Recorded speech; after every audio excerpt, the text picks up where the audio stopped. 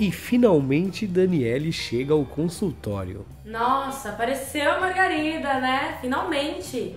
Caramba, quando eu precisei de você, você não tava lá. Eu? O quê? É, você mesmo. Isso tudo é culpa sua, viu? Foi você que insistiu pra eu ficar aqui, pra eu vir aqui nesse consultório. Ora, não me culpe, sou apenas uma voz aleatória, utilizada de forma estratégica, com a finalidade de contextualizar uma cena específica na trama. Eu mereço você na minha vida, viu? Quer saber? Vamos acabar logo com isso, vamos logo, que eu já tô estressada já. Daniele? Vamos entrar, Daniele. Vem. Tudo bom? Bem, prazer, Zé Roberto.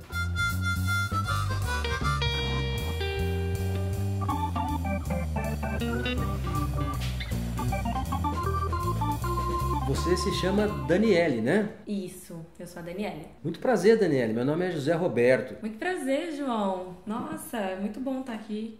Não, João não, é José Roberto. Ai, nossa. Não acredito que eu fiz isso de novo. Desculpa, viu, Ricardo? Não, meu nome é José Roberto, Daniele. Não tem importância, vamos entender melhor isso daqui a pouco. Ai, tá vendo? Ó, eu tenho problema. Desculpa mesmo, viu? Desculpa aí de novo. Então, Daniele, queria saber de você, o que está acontecendo com você, como é que eu posso te ajudar? Então, uma pessoa que me indicou o seu consultório, né? Que falou pra eu vir aqui. Na verdade, não é bem uma pessoa, assim. É tipo um elemento narrativo, sabe? É uma voz aleatória. Ah, enfim, você entendeu, né? Uma vozinha que fica me perturbando aqui na cabeça. Então, mas ela disse pra eu vir aqui e resolver o meu problema. Que problema exatamente? Ah, é umas coisas aí. Então me conta, me diga o que tá acontecendo. Que problemas são esses que você tá achando que tem? Ai, que bom! Nossa, finalmente alguém que eu possa conversar. Então, deixa eu te falar, tudo começou no longínquo ano de 1995, que foi o ano que eu nasci. A Microsoft, ela lançou o Windows 95. Alberto Fujimori foi eleito presidente do Peru. Um sismo de 7,5 graus na escala Richter causou um terremoto que causou 2.500 mortes na ilha de Sakhalina. Nossa, mas como é que você sabe tudo isso? Ah, eu não sei como é que eu sei dessas coisas. É uma boa pergunta, pra falar a verdade. É como se eu estivesse no seriado e alguém escrevesse todas as minhas falas, sabe?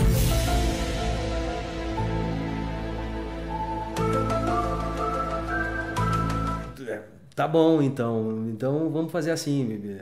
Me diz um pouco mais, como é que você tá se sentindo? Olha, doutor, eu gosto muito de conversar, sabe? Só que eu ando meio sem tempo. Então, olha, isso que eu tô dizendo pra você não é uma simples conversa. Já é um começo de uma avaliação que eu tô fazendo, né? Começo de uma avaliação diagnóstica sua, né? Diagnóstico? Você tá doido? Diagnóstico? Nossa, eu já falei pra aquela vozinha aleatória, não sei o que lá, que eu já esqueci tudo, que eu não sou maluca. Não sei pra que ela me mandou aqui.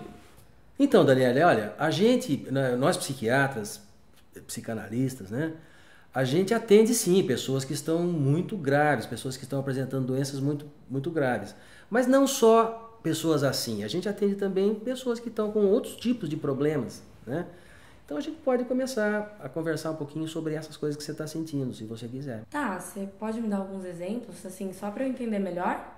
Tá, vou te dar um exemplo então. Olha,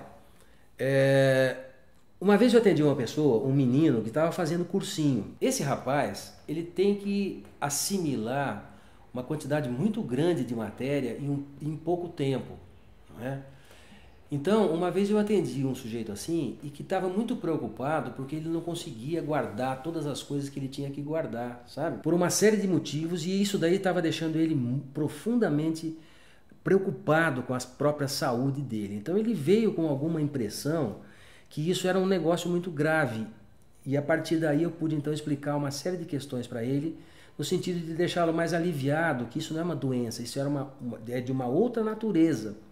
Isso são problemas que ele vai ter que enfrentar para que ele possa assimilar essa quantidade enorme de matéria, mas isso não quer dizer que ele esteja doente. Tá bom, ó, mas não me leva mal, assim, a gente sempre ouve por aí que psiquiatra e psicólogo, assim, só ficam ouvindo as pessoas e não fala nada, sabe?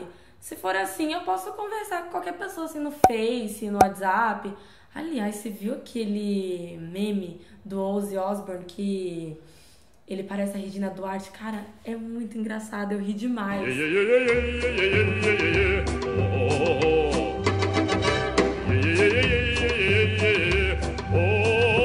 Não, eu vi sim esse meme e gostei muito, por sinal, Daniele, né? Eu achei muito interessante esse meme. Ah, então se você curte meme, então eu posso confiar em você, né, Ricardo? Então, olha, outra vez você me chamou de Ricardo, né? Será que você prestou atenção mesmo no que eu disse pra você, nas coisas que a gente está conversando, né? Parece que não. Não, desculpa. É que eu tenho TDAH. Então, você acha que você tem TDAH? Então, né? é que foi um longo processo de pesquisa, sabe? Muito suor, autodescobrimento. Então, você pesquisou no Google, né? Euzinha aqui, imagina! Jamais que eu ia fazer uma coisa dessa. Jamais. Tá, eu olhei mesmo. O Google, às vezes, ele só fala que a pessoa, que tudo é câncer, que tudo é gravidez, né? Pois é. Então você pode estar cometendo um engano aí ao acreditar em tudo que o Google fala. Vamos conversar um pouquinho mais sobre isso e vamos ficar na mesa aqui que fica mais fácil.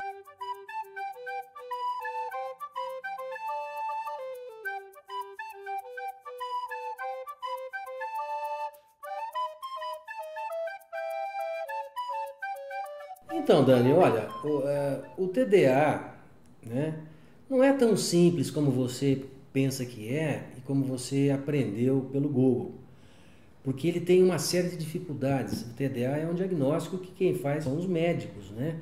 Porque a gente precisa saber um monte de outras coisas associadas com a questão da atenção. Preciso saber, por exemplo, coisas da sua vida pessoal, coisas da sua vida familiar. Apenas o que você lê no Google, uma descrição sintomatológica, não faz com que isso seja verdadeiro. Eu queria que você me fizesse o seguinte, me fala mais espontaneamente as coisas que você sente, sem a preocupação de me dizer coisas ou de pensar as coisas que você já leu e já entendeu a respeito. Então, eu acho que eu tenho um raciocínio muito lento, sabe?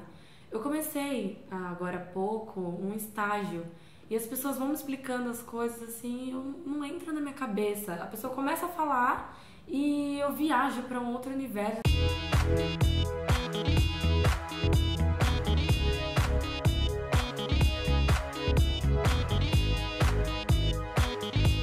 Até mesmo em conversas assim com as pessoas normais, conversando com os meus amigos, eu começo a viajar para outro mundo e esqueço de tudo que está acontecendo. E eu tenho que pedir para a pessoa repetir, porque eu não entendi nada, porque eu estava em outro planeta. E eu tenho dificuldade para memorizar as coisas. Para apresentar trabalho na faculdade, nossa, é um terror para mim. Eu fico muito insegura, muito nervosa e eu pesquiso muito sobre isso, né? Eu pesquiso muito na internet. Eu já vi diversos vídeos no YouTube e cada vez eu fico mais preocupada com a minha situação. Então, Daniele, olha, veja como você misturou uma série de questões no que você está me dizendo, né? Você está misturando atenção, você está misturando problemas de memória, problemas de compreensão, uma série de questões que você está colocando para me explicar o que você sente, na verdade, não são apenas relacionadas com transtornos de déficit de atenção. Existem muitas outras coisas que você está me dizendo Questões relacionadas, por exemplo, com insegurança. O que insegurança tem a ver com transtorno de déficit de atenção? Por exemplo, né? Questões relacionadas com memória. O que a memória tem a ver com transtorno de déficit de atenção? Existe uma capacidade que a gente tem de focar a nossa atenção, como se fosse um foco de uma câmera visual. Isso a gente chama de atenção voluntária, que a gente tem o desejo de focar a atenção. Então, independente do que esteja acontecendo à nossa volta, por exemplo, a gente está conversando aqui, eu e você, um está prestando atenção no outro. Mas, de repente, a nossa atenção ela pode ser desviada de mim e de você para uma outra coisa que aconteceu lá fora, por exemplo. Né? Então, imagina que a gente está conversando, prestando atenção um no outro, e, de repente, a gente escuta assim, barulho de um carro batendo lá fora. Né? E a gente vai escutar, então, barulho de vidro se quebrando, de brecada. E isso imediatamente vai fazer com que a gente pare de prestar atenção um no outro e se vire para prestar atenção no que a gente ouviu. Isso a gente chama então de atenção espontânea. Então muitas vezes essa atenção voluntária que a gente está prestando numa aula, que você está prestando atenção mesmo no que eu estou falando, fazem com que a gente vá para outro lugar. Eu estou fazendo um devaneio, sabe? Então muitas das dificuldades que as pessoas apresentam às vezes é pelos devaneios. A pessoa não consegue fixar a atenção. E fixar a atenção, muitas vezes, é um requisito fundamental para que você possa fazer alguma coisa de útil. O que quer dizer hiperprosexia? Quer dizer assim, que a gente perdeu a capacidade de fixar a atenção voluntária e a nossa atenção, então, ficou com a capacidade de atenção saltuária, mais ligada à atenção espontânea, às coisas que acontecem lá fora, ou mesmo, às vezes, dentro da gente, nos devaneios. Então veja que isso nem sempre é um déficit de atenção. Isso é uma coisa natural na gente. É muito complicado a gente guardar as coisas que a gente aprende. Então essa dificuldade faz com que a gente tenha devaneios muito frequentes. Não sei, eu estou falando aqui demais. Você acha que as coisas que eu estou te dizendo são muito... Está muito comprido o que eu estou falando? Está muito chato? Ai, nossa, desculpa. Você notou, né? Eu não prestei atenção em nada do que você falou. Porque eu comecei a pensar naquele negócio do Google, câncer, gravidez, minha família, meus amigos, meus objetivos. Então, eu bem que reparei que você estava meio devaneando, né? Então essas coisas acontecem. Por quê? Porque são preocupações muito importantes que você está tendo, importantes para você, nesse momento da sua vida. Né? Você fica preocupada com essas questões relacionadas com doença, com câncer, com gravidez, que você não está desejando nesse momento, sei lá, né? Volta depois na gravação, nessa gravação que a gente fez, e você vai então poder reparar, prestar um pouquinho mais de atenção voluntária sua no que as coisas que eu falei. Então, Daniele, presta atenção. Não me faça passar vergonha. Nossa, mas como você é insensível, né? Você fala de mim, mas não era eu que tava chorando agora há pouco porque tinha acabado Dragon Ball Z. Então, eu tenho que ir, sabe? Narrar umas placas de rua, uns rótulos aí num desenho dublado. Qualquer coisa que precisar, chama no zap, tá? Grita lá. Fui. Vai, vaza. Não há vagas. Açúcar.